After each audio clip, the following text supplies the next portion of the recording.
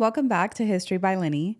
In today's video, we will be looking at the short life of Beatrice d'Este, Duchess of Milan.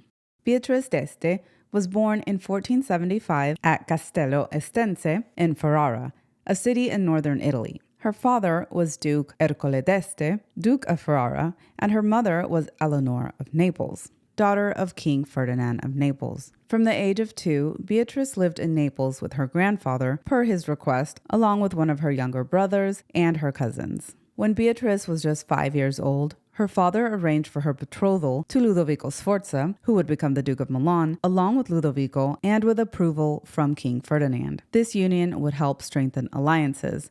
Ferrara was constantly under threat from Venice and would now have more protection and support from Milan, while Milan would now have backing from Naples as well as Ferrara. At the age of 10, she was sent back to Ferrara at the request of her fiancé, Ludovico, so that she may be educated in the court and prepare for her role in Milan. They married in January of 1491, when Beatrice was 15 years old and Ludovico Sforza was 38 years old. They married at the castle of Pavia inside the ducal chapel, and the festivities were to be held in Milan upon the couple's arrival. Certain aspects of the wedding celebrations were designed and orchestrated by Leonardo da Vinci, as he was often called upon to orchestrate pageants in Milan. Leonardo also had a close relationship with Beatrice, as well as her sister Isabella, and he even made several portraits of them. Ludovico left the morning after the wedding ceremony to make sure that all arrangements for the celebration were on schedule. Preparations for the wedding celebrations had begun as early as the summer. Banquets, balls,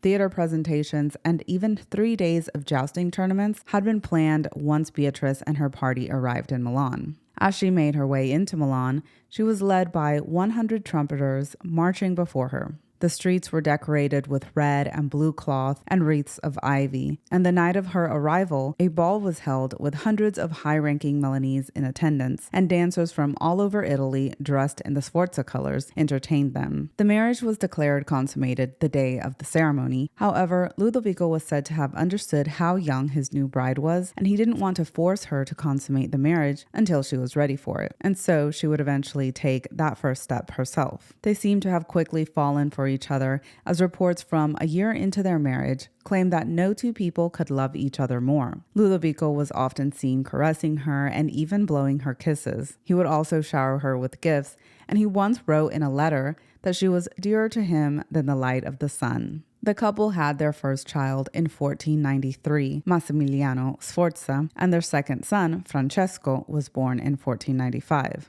After the marriage ceremony, Beatrice immediately fit right into life in Milan and in the court. She was known for her beauty, intelligence, her great taste, and how well she carried herself. Writings from people of the court have described her as having a rare intellect, so much grace, and was so remarkable with her generosity and goodness that she may just be compared to the noblest women of antiquity. She was also known for her great fashion sense. She was known by some as the inventor of new clothes and would design her own clothing as well as clothing for the ladies in the court. Her fashion sense was described by some in the church as loud and showy, and she and her sister Isabella were often having friendly competition as to who could be the most stylish. One of her signature styles were the multiple knots and ribbons on her gowns, seen in many of the portraits as well as her effigy. In 1493, 2 years after her wedding, inventory showed that she had accumulated 84 garments on top of all the other clothing she already owned and had in her other homes, many of which were made with gold and silver threads. Beatrice's court included men and women of talent, many of whom were poets and musicians, and would compose new comedies, tragedies, and a variety of spectacles for her every month.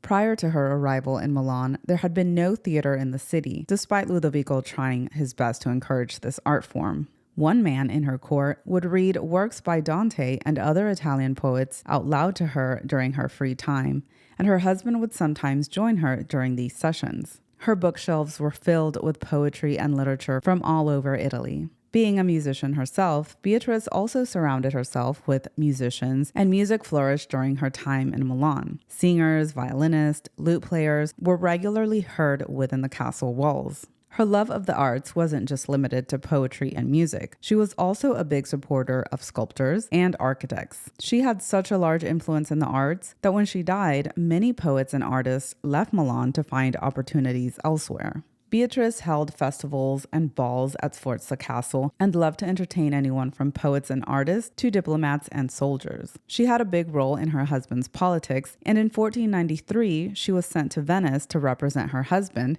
and a year later she welcomed the Duke of Orleans in Milan. One big accomplishment of hers was that she managed to bring peace between France and Milan. After France threatened to attack Milan and had seized a nearby town, she not only went out to the military camp herself to intimidate the French army and to animate her soldiers as well, but she was also completely involved in many peace negotiations.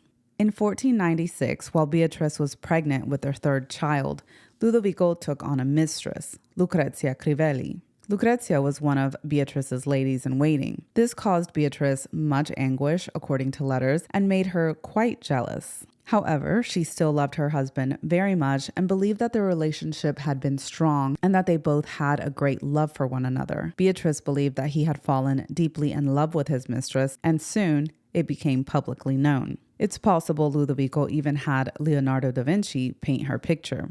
On January 2nd, 1497, at the age of 21, Beatrice suddenly fell ill after a seemingly normal day at the park and church and listening to music in her room that evening. Those that saw her that day said there was nothing out of the ordinary and that she appeared perfectly healthy. 3 hours later, after feeling ill, she gave birth to a stillborn son. That night, half an hour past midnight, she passed away.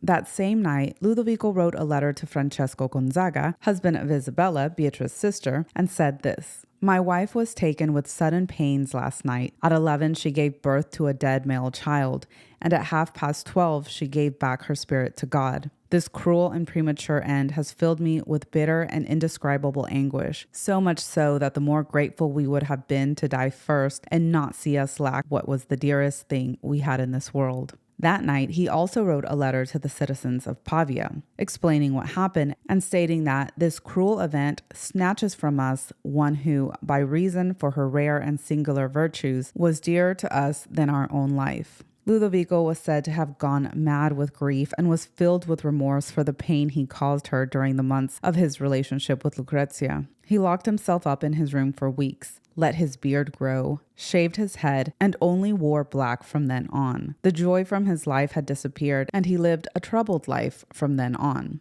Her death brought grief not only to the Duke, but also to Milan, in a way that had never been seen before. It's written that the court went from being a joyous parade to a dark and gloomy inferno. On the day of her funeral, thousands of torches were lit along the procession, and they took her body to her resting place inside Santa Maria della Grazia in Milan, where she would one day be joined by her husband. Thank you so much for watching. Please give this video a thumbs up if you enjoyed it, and please don't forget to subscribe to the channel for more medieval and Renaissance history.